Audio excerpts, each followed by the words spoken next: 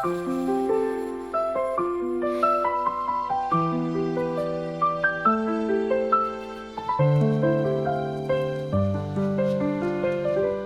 夜漫长，星辰微亮，萤火摇曳，照亮远方。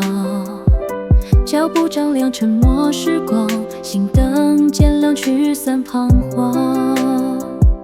霜雪压制，暗香流淌，尘埃落定，心壁虎微扬，暗潮涌动，中间朝阳，裂缝透进希望微光。长夜尽头，黎明在望，温柔阳光洒满山岗，每寸土壤都在生长，万物苏醒，天地回响。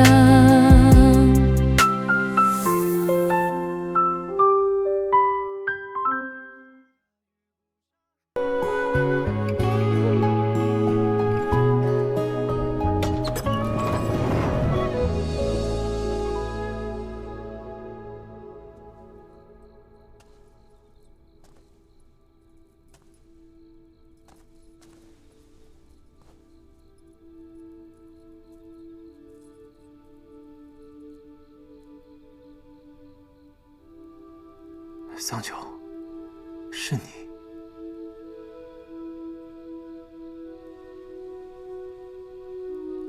我要走了，来同你告别。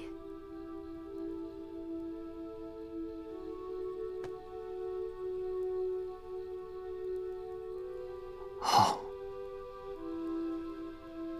我从来不知你竟会喝酒，也好，正合我意。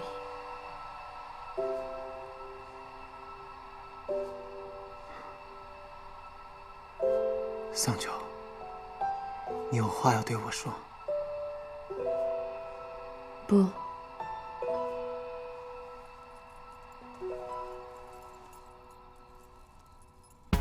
是临走之前，还有一样东西，你一直欠我的。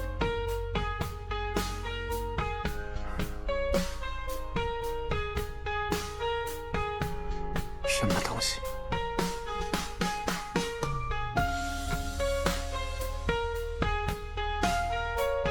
你欠我的那个洞房花烛夜。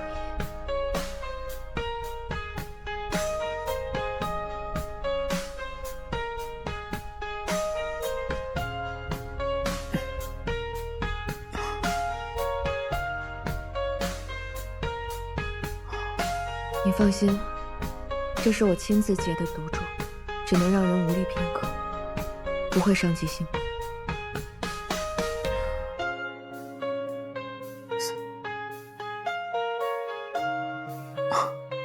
桑九，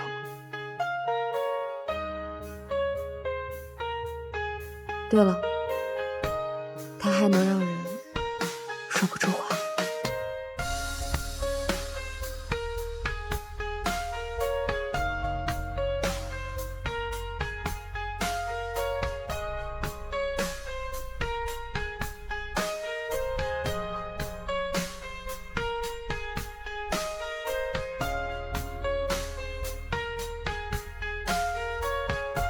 今夜过后，你我结缘世间，一别两过。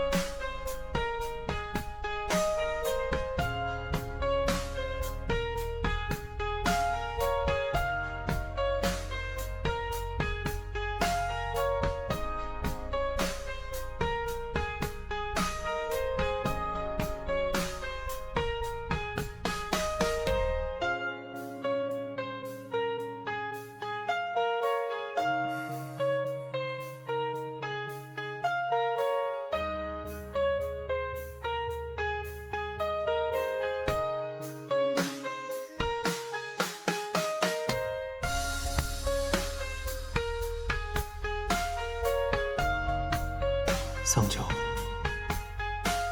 你我终是没能好好当兵，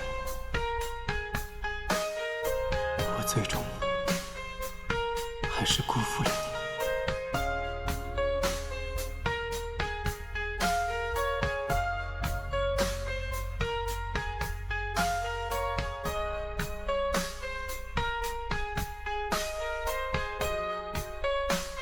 今日，对，就是今日。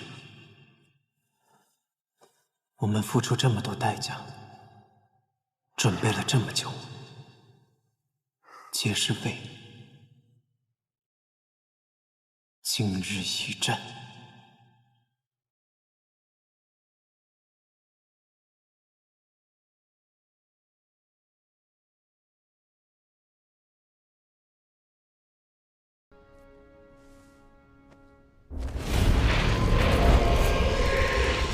魔兵已聚集在魔宫附近，他想以铜杯道笼罩三界。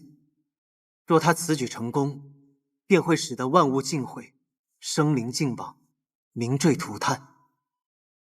诸位可愿随我一同诛魔？愿随战神诛魔！愿随战神诛魔！愿随战神诛魔！愿随战神诛魔！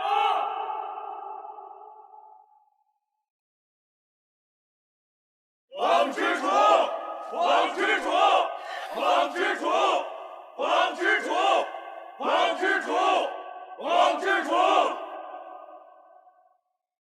网之主统御10万魔修，好大的阵仗！我们同为魔神驱策，二位不必称我什么网之主，叫我地面即可。网之主对妖魔可真有同僚之爱，难怪会为了投诚于魔神，不惜与妻子决裂。若是你俩阵前相见，会是何等场面？大事当前，我等还是先想想如何毕其全功吧。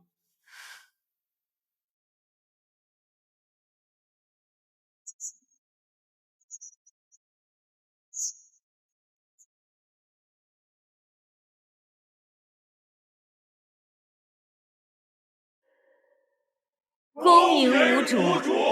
今日吾要一统三界，这铜杯道大阵可试尽清气，令浊气充盈还原。过不了多久，举世皆魔，与吾同享这万古悲凉。四应经灭地免，祭上你们的魔气。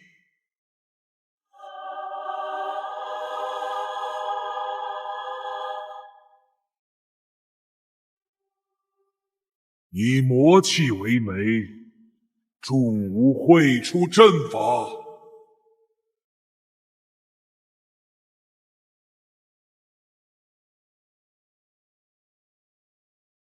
这就是魔神的灭世法宝。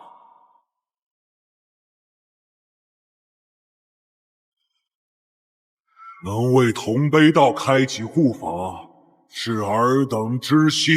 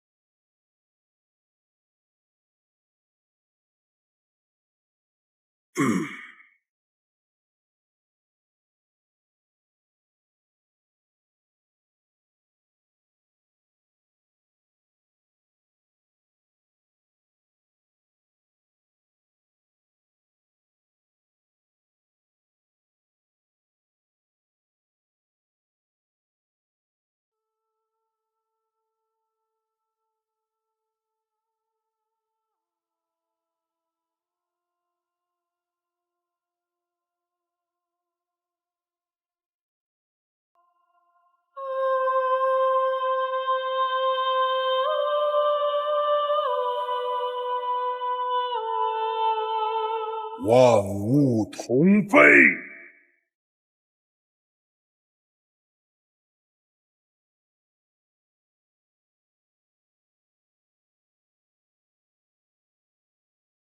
父皇，这边就交给你了。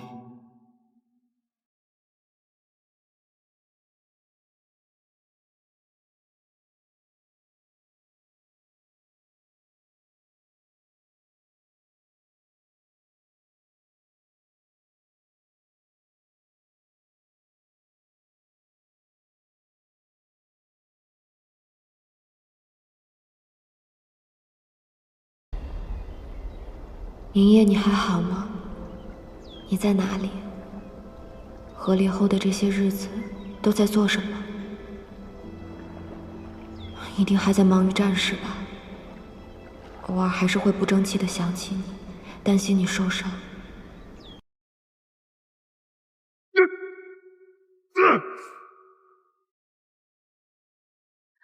明夜，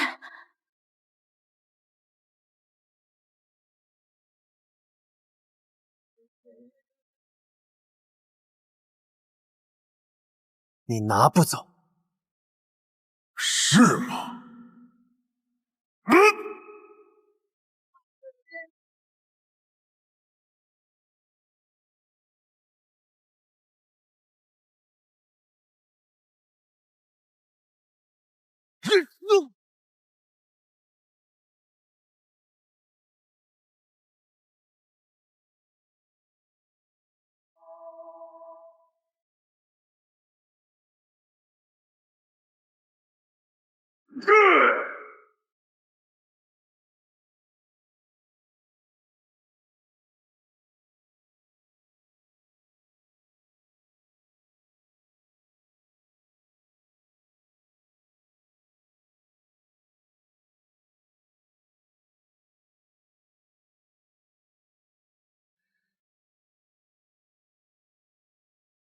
剑！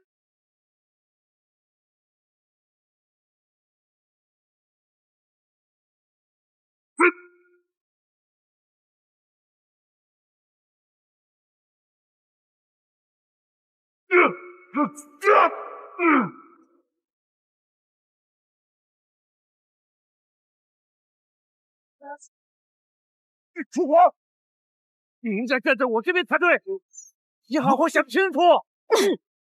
这碍事的家伙，看我不发了你的皮！那就来吧。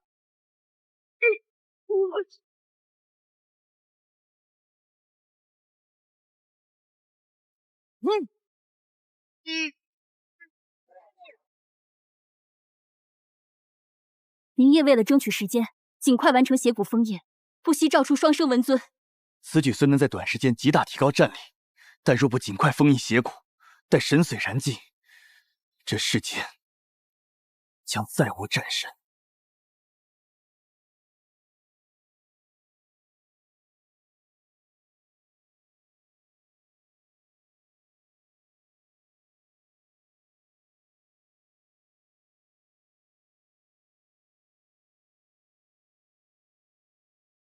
还差一点，我要坚持住，我一定要坚持住。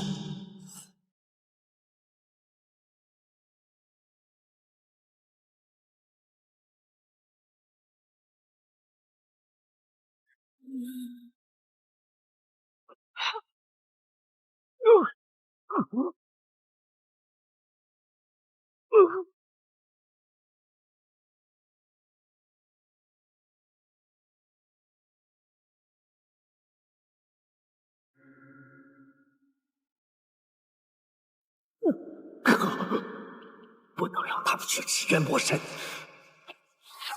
楚皇，我快坚持不住了。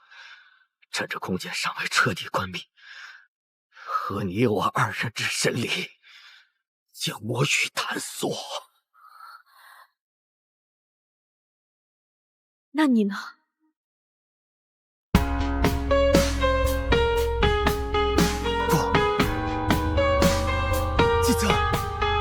我此生为神，自卫与妖魔战至最后一刻，即与穷途末路，无法与妖魔域共论深渊万丈。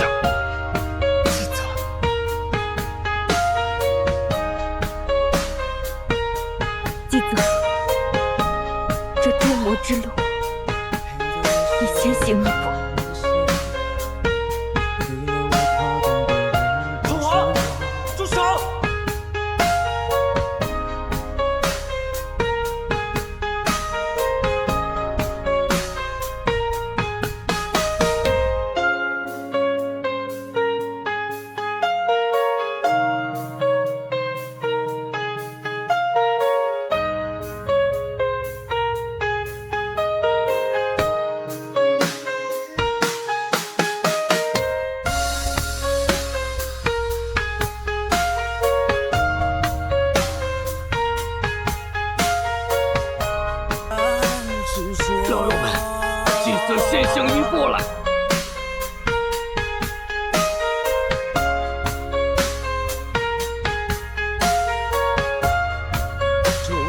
身躯，重振荒原。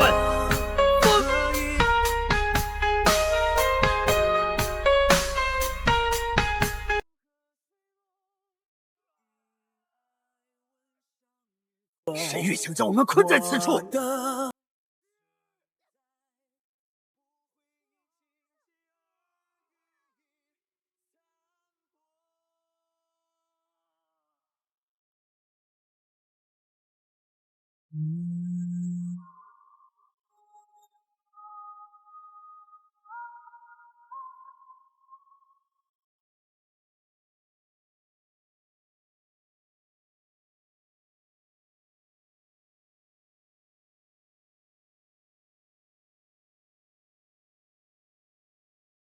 殷公主，为什么你们宫的长老去了这么久还没有出来？难不成被我说中了？师祖的灵力并没有减弱。各位还是稍安勿躁吧，等待消息便好了。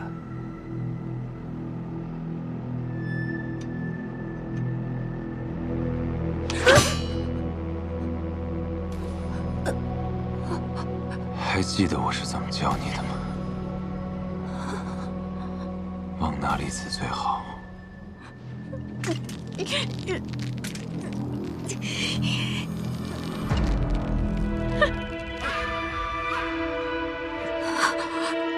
动手。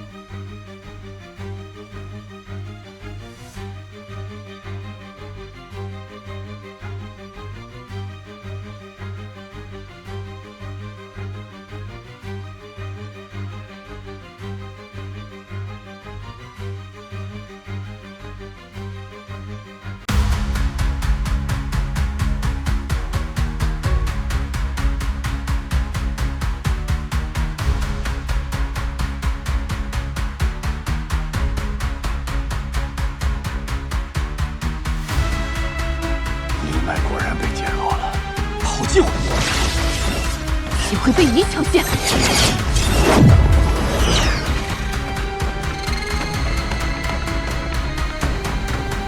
秦公主，你不一起进去吗？师掌门，你是师祖的守护者，你都没有进去，我怎敢轻举妄动呢？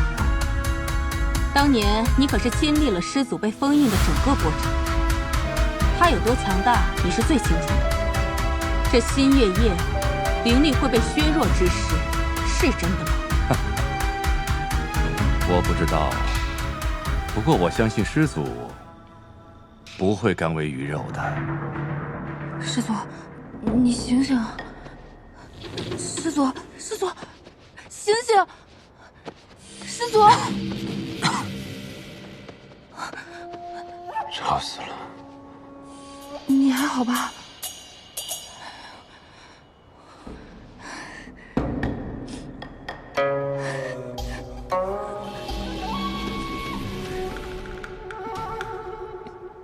怕了？当然怕了，我连鸡都没杀过，上来就让我杀人，你怎么自己撞过来了？放心，这是解开封印必要的一环。什么意思啊？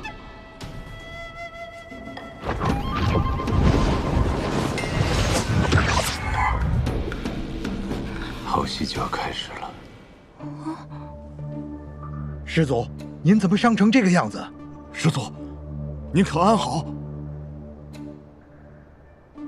师祖身边那位，你，去探探他的脉。怎么探啊？我没有学过中医。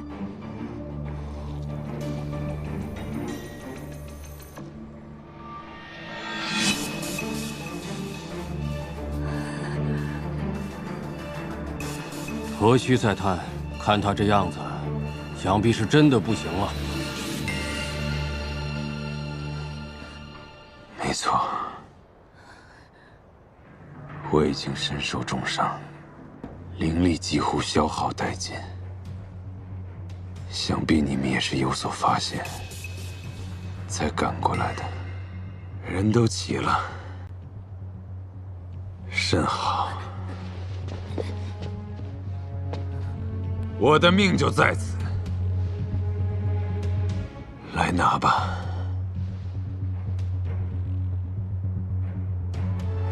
师祖，你哪来的底气啊？我俩刚避免了你死我活，又要同生共死了吗？我不让你死，你就不会死。司马交，到了如此地步还这般猖狂，我等好心送门下弟子前来服侍你，你却无故杀戮，是何道理？你又是哪个宫的？被你们关了500年，我都记不得了。当初封印我的老家伙，怎么只剩你们3个人了？人都没到齐，何能解我心头之恨？这个时候还要拉仇恨，不愧是祖宗，我真的佩服。诸位都听见了吧？司马交这是要和我们翻旧账了。今夜我们联手，定能解决他。若今夜不杀了他，日后谁都逃不掉。糊涂啊，真是糊涂。我死了，便没人能再供养灵火了。你们可想清楚了？待你死后，我等手握血凝花和你的尸身，自然会庇护，更趁先负重任。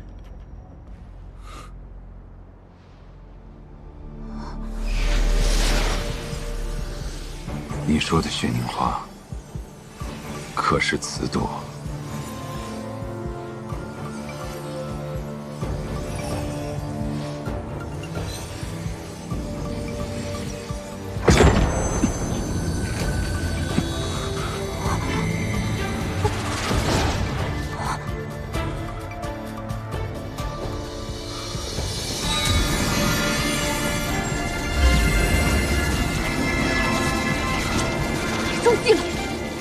萧是想引我们8大宫前来，用我们的血解除封印。快走！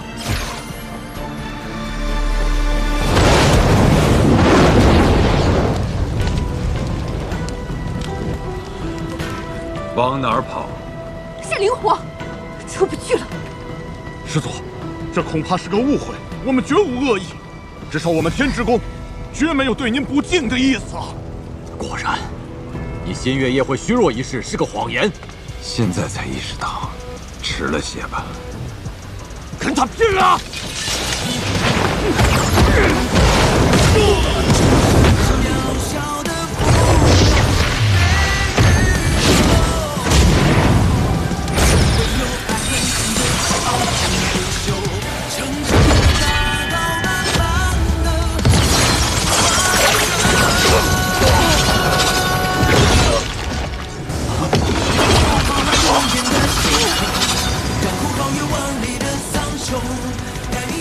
司马交，你凶残至死，简直就是个魔头！司马交，你不得好死！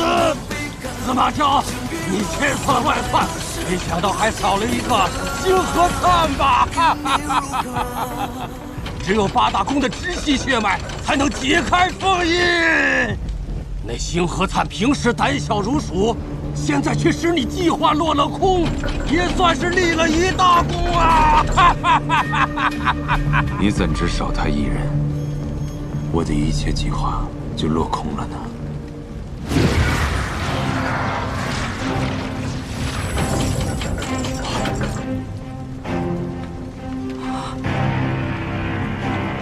你们送进来的人，我当然要好好利用。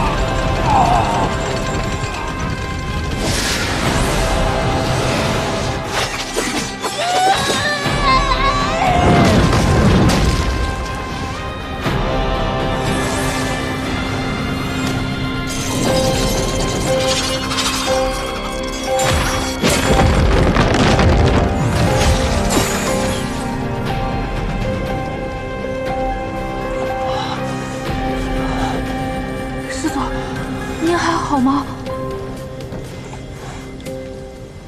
我已经忍着家眼的封印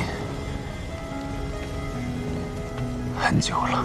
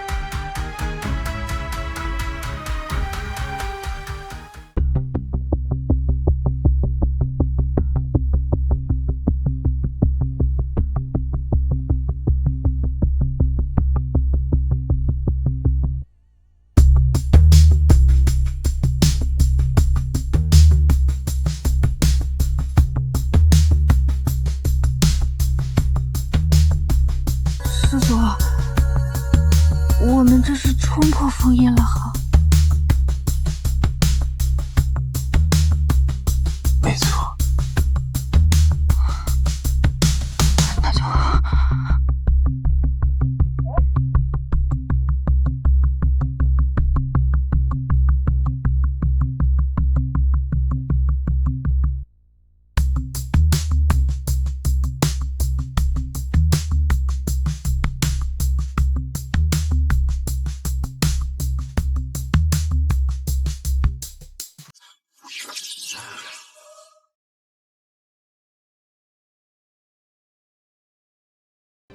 封印竟然被解了，果真，灵力被削弱之事是假的。师祖传出谣言，定有他的谋划，想必里面一定是一片血海。说了，去看看。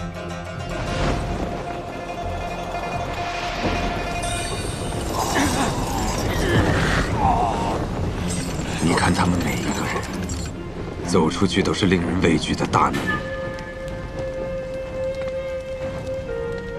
你看看他们现在的样子。多可笑！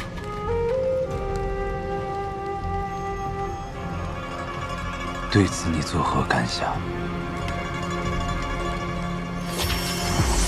你的腰好细。什么？我觉得你可能是被关久了，饿成这样的。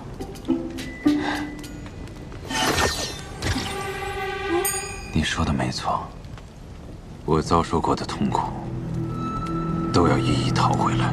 我可没这样说啊！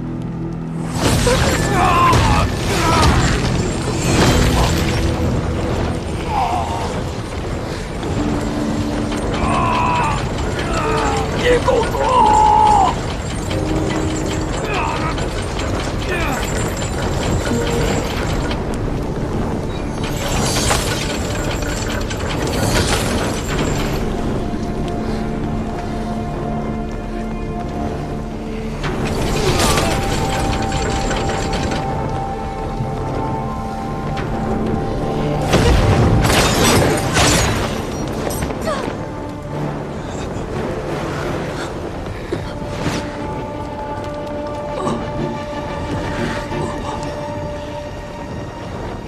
师祖，我不用给您陪葬了哈。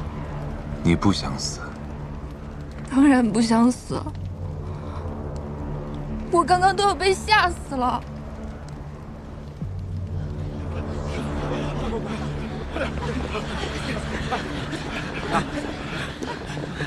师祖出关了！什么？快快快！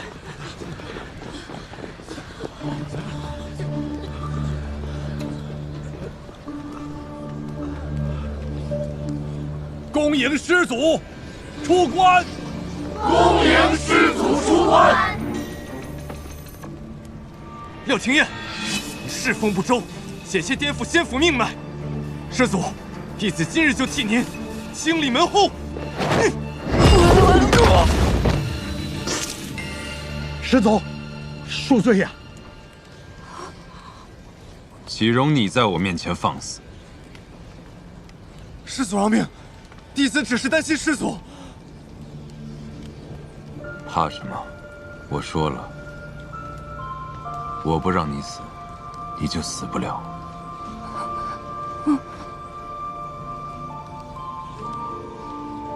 这位弟子是四世之宫的吗？竟得师祖如此青睐。我也从未见过这位弟子。师祖之前可是对我们宋剑山的弟子大开杀戒，怎么偏偏留下个修为低劣的3灵根弟子，有何用处？当初送弟子入山之时，抱着何种心思，自己心里最清楚。师祖，今日三神山被毁成这样，不如您先去白鹿崖暂住，等弟子们把这里修葺完毕，再请师祖回山。还想将我押回来再封500年？师祖，您误会了，我是……行了。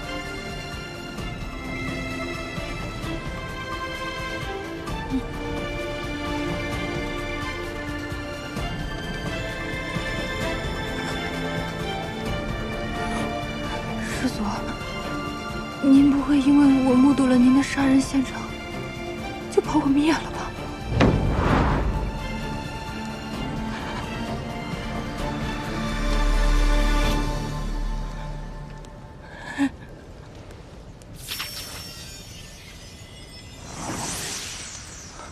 你在想什么？师祖，您要杀就杀吧，别玩我心态了。如果杀累了，要不就回去洗洗睡了吧。那便依你。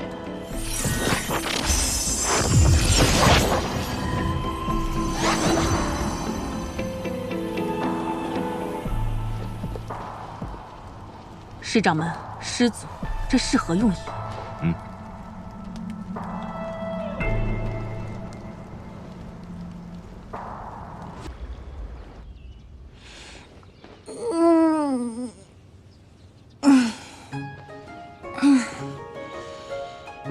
这么舒服的员工宿舍，上哪儿找啊？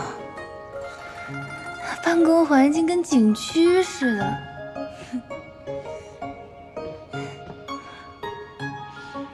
有这等美貌，要是梳个美美的发髻，换个漂亮的衣服就好了。这么贴心的吗？这些都是给我的吗？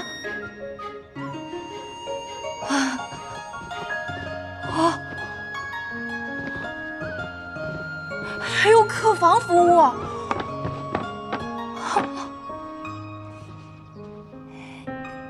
这傀儡人不就是机器人吗？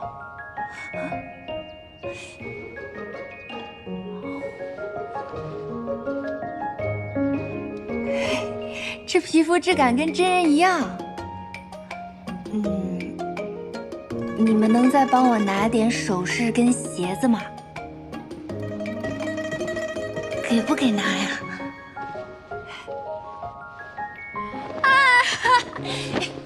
终于明白什么叫快活似神仙啦！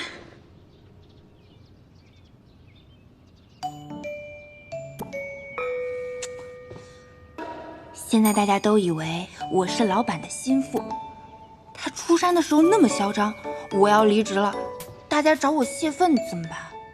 而且师祖他虽然有的时候看起来精神不太好吧，但他对我还是挺好的，他救了我那么多次，再说我还要靠他给我镇痛呢。我还是先不要想离职的事儿了。师祖，您怎么来了？跟我走。好。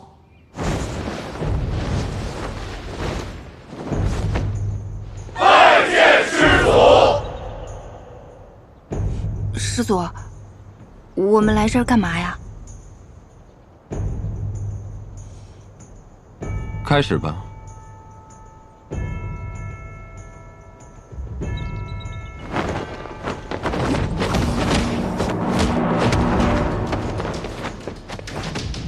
这就是修仙世界的比武啊！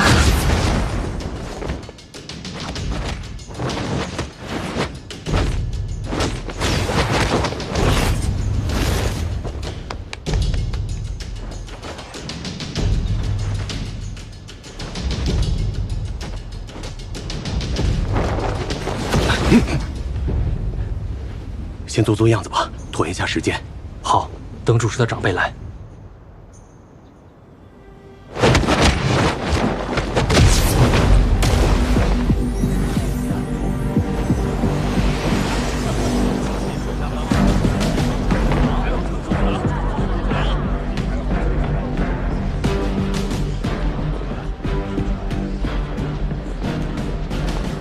师祖。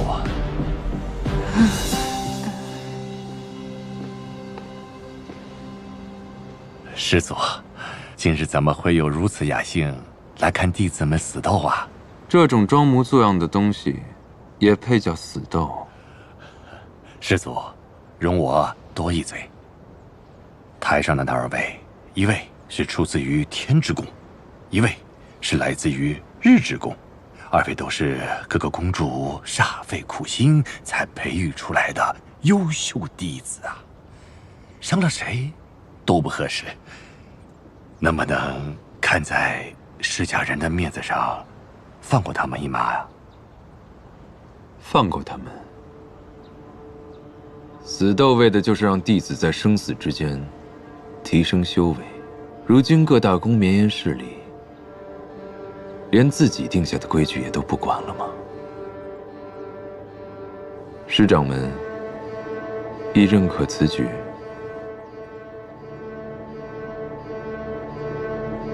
仙府竟然还有这种传统！既然师祖发话了，你们便认真死斗，不可敷衍了事。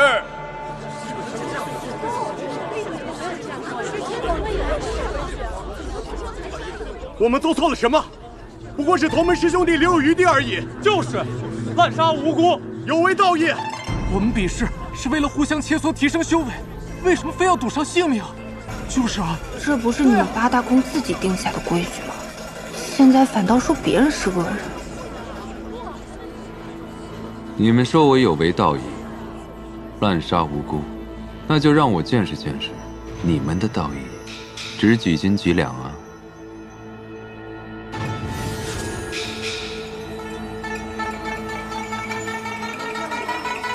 这是什么？这好像是血凝花。当真？这就是传说中的血凝花吗？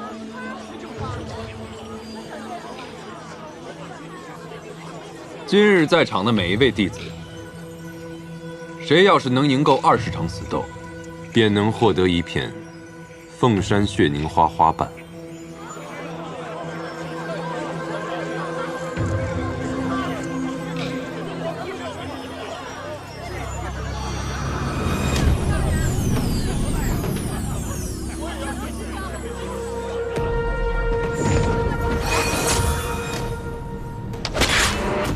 师弟得罪了。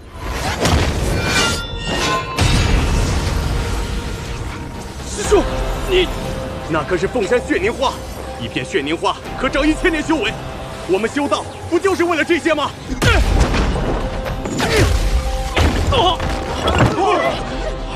就为一片花瓣争得你死我活，8大宫的公主们对此也无动于衷，就这么冷眼旁观吗？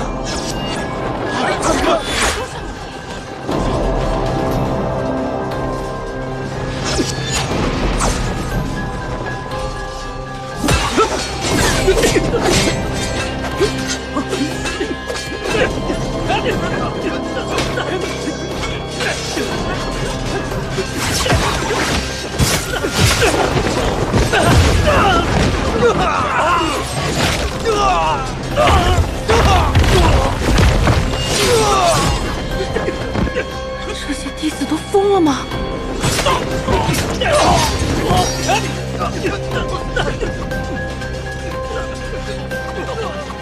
不过是比试，他们怎么自相残杀？跟刚才客客气气的完全是两拨人。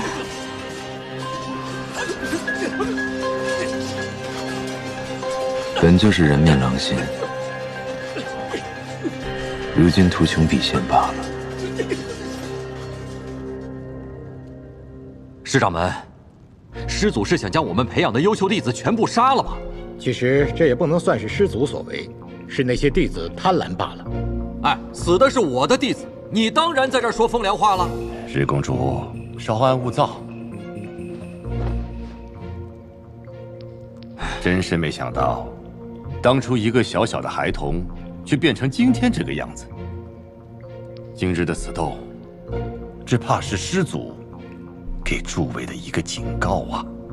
师掌门，你是八公之首，又是师祖的心腹，你可千万不能让他再这么放纵下去啊！师掌门，我们可都仰仗你了。好，诸位放心，师某定当会全力的安抚。只是师祖刚刚出山，气还在头上，只要他做事不太过分，我们啊，也就睁一只眼闭一只眼啊。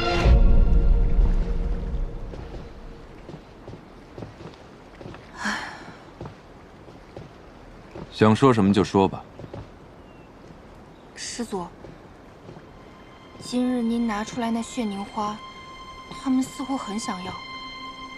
可是您不是说过，血凝花需要您的血才能用吗？否则人就会炸掉。可是今天那些人，他们都没喝过您的血，就算得了血凝花，又有什么用呢？不是我的血，是凤山一族的血。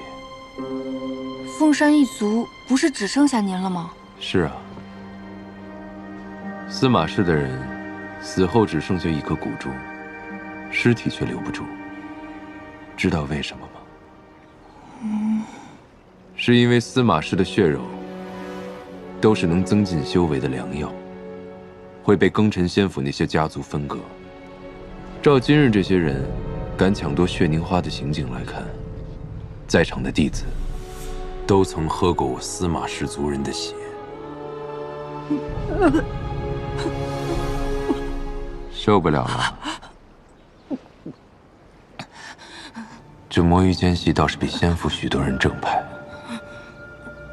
稀奇的很。算了，管他是哪里的。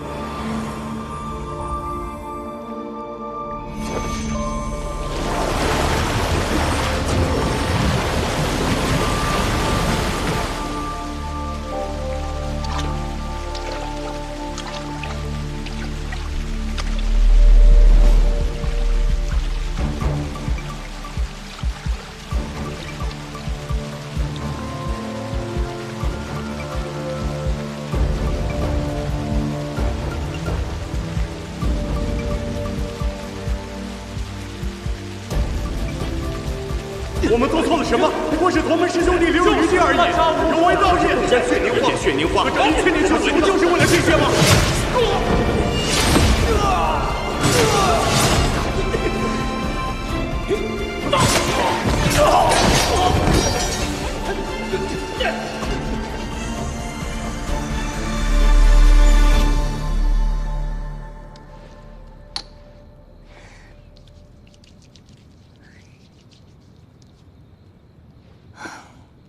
原来老板是在这样一个人吃人的环境里长大的，怪不得对这个世界充满了恨意。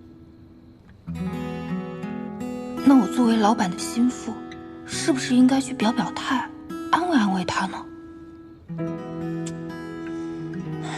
不行，廖廷彦，你就是一个咸鱼，靠躺平升职到这个份上已经很幸运了，不要自不量力好吗？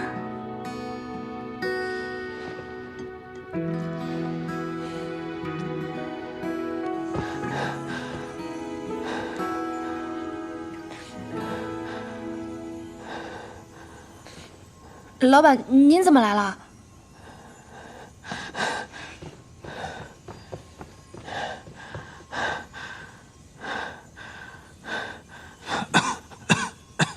哦，我懂了，一定是灵火烧的您又烦躁了。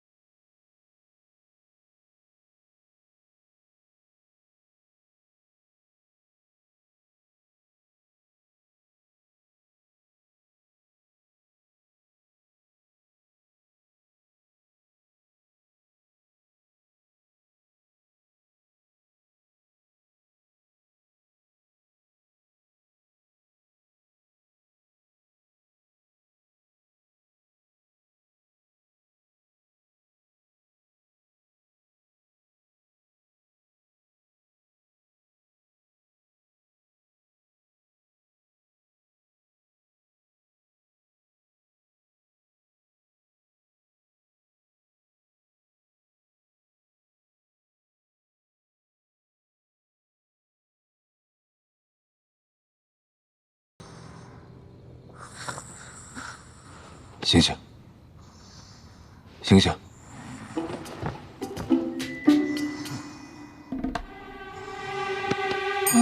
起来，不许睡了。请问有什么事儿啊，亲爱的老板？能不能体谅一下美人的暧昧之心？睡眠不足，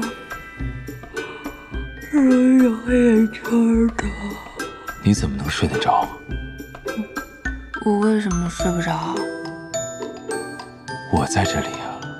哦，然后呢？整个庚辰仙府的人，凡是听过我的名字的，无人不怕我。你怎么还能安心的在我身边入睡？睡眠质量太好了，不能怪我。你真让人看不透。好吧，既然老板是熬夜老司机，我也要舍命陪君子。熬夜老司机？就是您这样作息不稳定的人。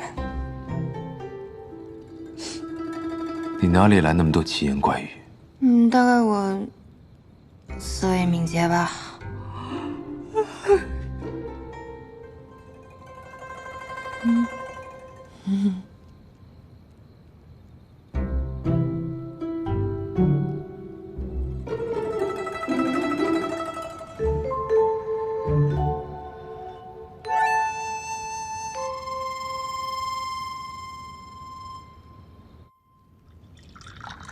父亲，我听说司马昭让弟子们100人死斗，死的都是8大宫的得意门生。其他公主对此有何意见？是否有对您施压？他们当然心存不满了，但暂时还不会公然抗议，毕竟谁也不想惹怒司马昭。况且还有天无涯和我相互配合，只要不杀到我们头上来，师祖杀几个人又有何妨？他若真想全灭了我们，自己也会两败俱伤，讨不到什么好处。况且新的公主也是刚刚上任，现在形势不稳，他们这多也是有些怨气。我已经安抚下去了。父亲，那我们就随着司马昭这么胡闹下去吗？长此以往，8大宫恐怕会脱离我们掌控。司马昭被封印了那么久，心中的怨气难消，那总是要处理些人，平复一下心绪吧。再说了，死的都是些弟子，他想杀便杀嘛。如今他虽狂魔，但是至少我的话他还是能够听进去几句的。我们只要小心谨慎地照料着，在大计没有完成之前，我们既要稳住八大宫为我们所用，也不能让司马昭太狂。师祖，各大宫的弟子已赶至武斗场，还问今日的死斗何时开始？为了血凝花，他们连命都不要了。我看石千旅和八大宫那些人，根本就不把这些弟子的命放在眼里。上次死斗之后，那石千旅居然只稍作安抚了一下，就将此事化解了。看来这八大宫内有石千旅的内应。内应？会是天无涯吗？只有他与石千旅走得比较近。白鹿崖的灵脉本应由师师看管，看来石千旅是给了他一些甜头。什么？难怪他最近的修为长得这么快。近日听闻已至合体期，石千旅也太可恶了。这些灵脉又不是归他石千旅所有，他就是一个看门的，凭什么替师祖慷慨啊？天无涯，好熟悉的名字。父亲，司马昭的修为增长如此之快，不会有朝一日挣脱这锁链吧？无涯，你放心，这8根封印法钉已经打入他的体内，就算来日他能挣脱锁链，也无法脱离封印法钉的镇压。那万一他要是忍受不了痛苦自戕，那可怎么办？毕竟他的性命连着灵火，他若是死了，庚辰仙府的灵脉岂不尽数散尽？少公主所说有道理，不知你有什么想法？依我看，不如在此封印之上再加一道禁制。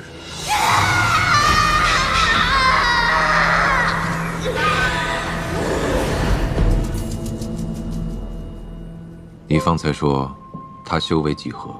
天无涯的修为刚步入合体期。今日有宴会吗？有的，今日天之宫举办花宴，邀各宫的弟子参加，应该十分热闹。很好，那我们也去凑一凑这热闹，与天无涯好好戏耍一番。好啊，师祖，那我们何时出发？待廖廷彦醒来。师祖，这是在关心廷彦吗？师祖是不是想让廷彦多睡一会儿？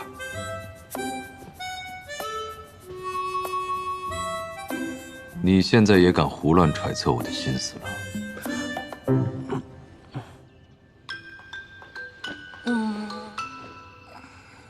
一觉睡到自然醒的感觉就是爽。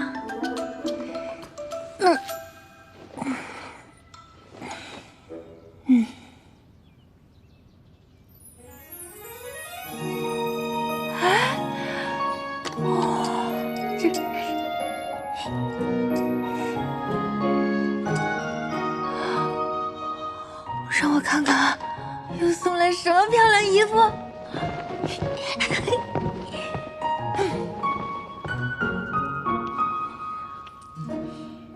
魔镜啊魔镜，告诉我，谁是世界上最美丽的女人？是廖廷彦。奇迹艳艳，快乐变装。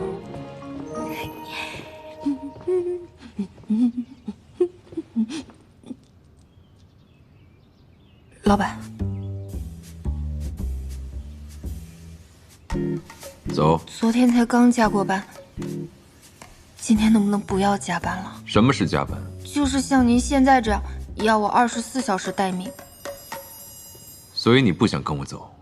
也不是不想。为什么不想？怕看到死人。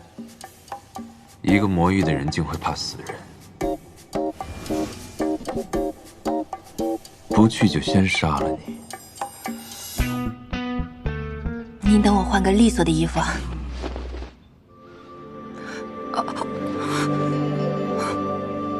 跟上。您等我换个衣服的呀。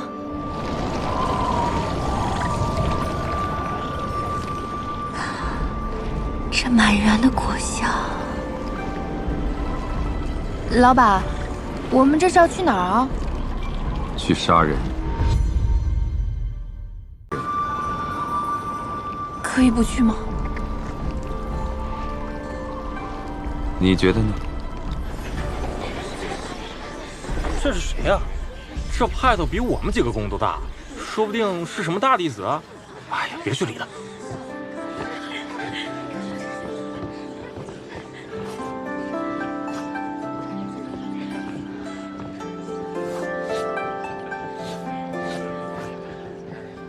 好香啊！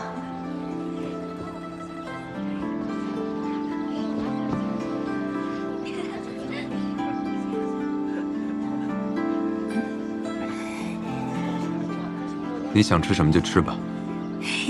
那我就不客气了。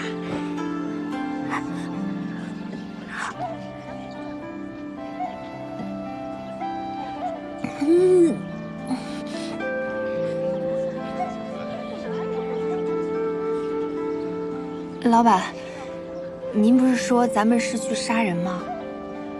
怎么带我来团建了？就是大家一起吃吃喝喝。你不是饿了吗？你怎么知道？方才你咽口水的声音吵到我了。所以是因为我馋了，特意带我来吃东西的。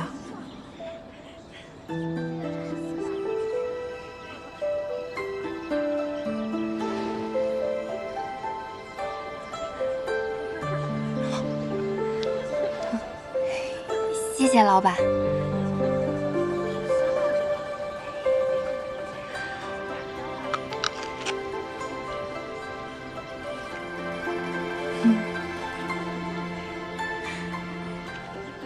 原来祖宗还有体贴细心的人设啊！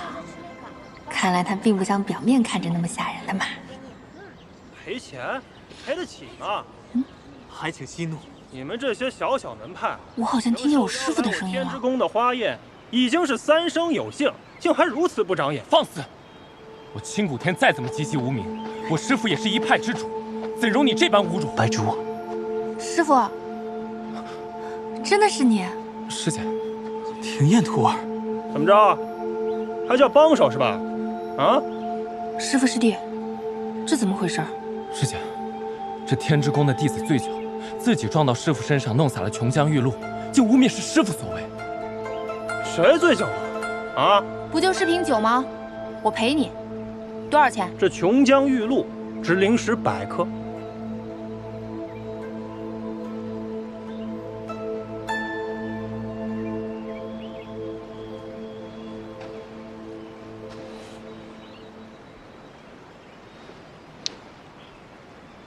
我分去。满口胡言！你这小小混账弟子，你耍我是吧？简直是找死！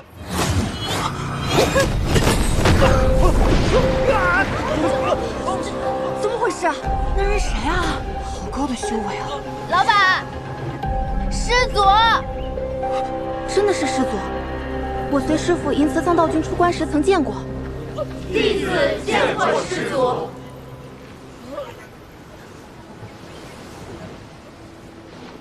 庭砚徒儿，还不快办！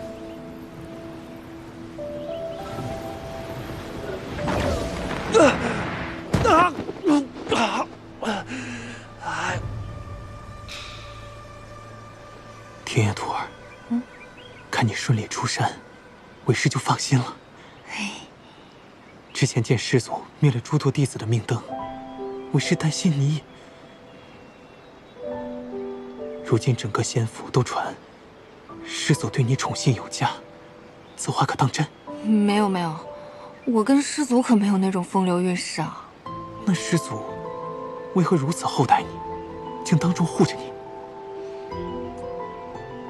可能我能给师祖解闷儿。为师只怕你四体不勤，又天资愚钝，拙口笨腮的。师傅，你现在骂人可真够高级的。这万一要是真的触怒了师祖，被灭了命灯，不如还是找机会跟师祖请辞，回青谷天修炼吧。啊！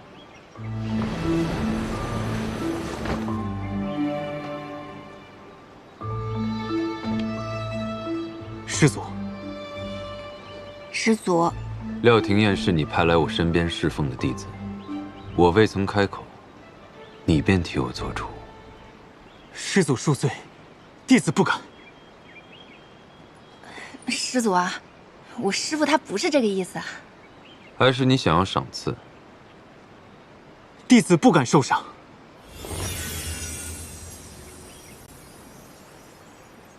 说吧，你要什么赏赐？弟子恳请师祖，若是廷彦徒儿有侍奉不周之时，请您宽宏大量，饶他一命。师父，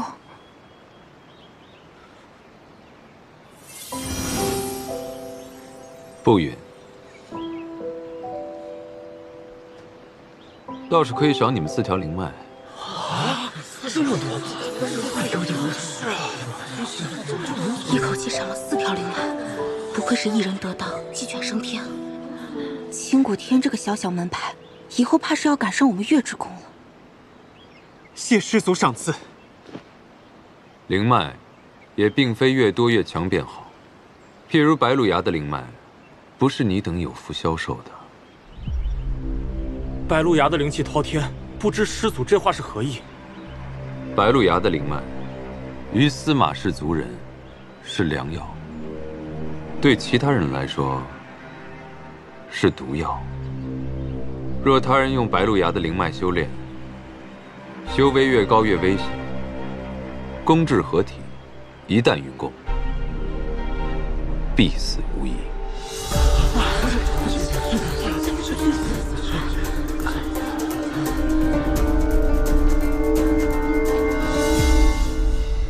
师傅，你放心，师祖他对我。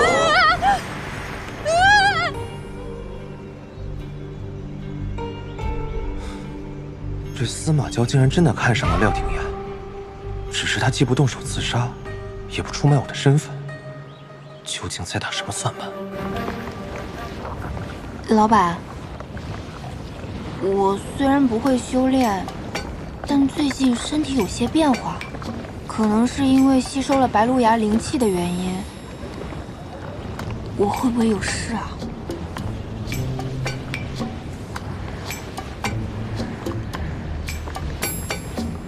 应该会吧。会。那我会死吗？你离合体期还相隔甚远。那就好，那就好。我没有什么修炼天赋的，看来人才也是一件好事。回去。老板，您刚刚不是说我们是去杀人的吗？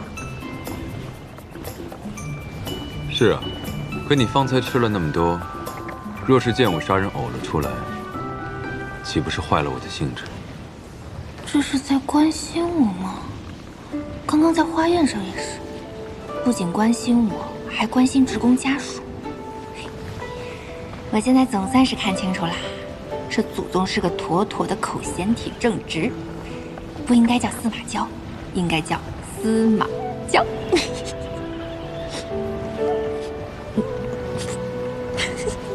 你在笑什么？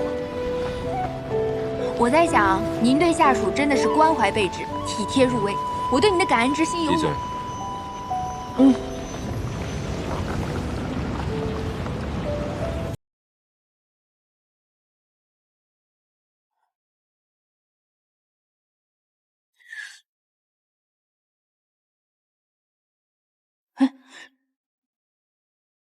哎，谢谢你们，放那儿就行。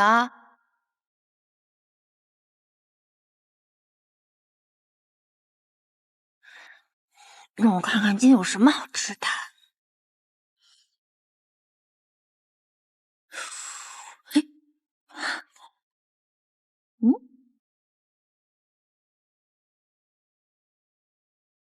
这少女心的颜色，还有淡淡的花香，不会是封情书吧？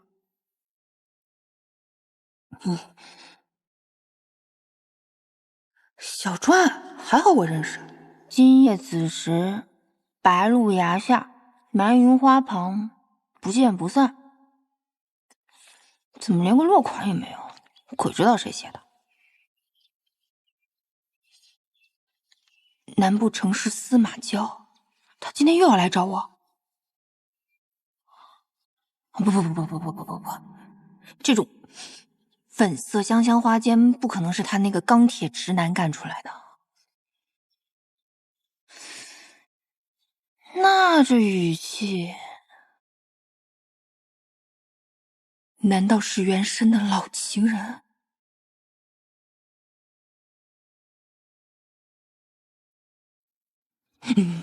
不能去！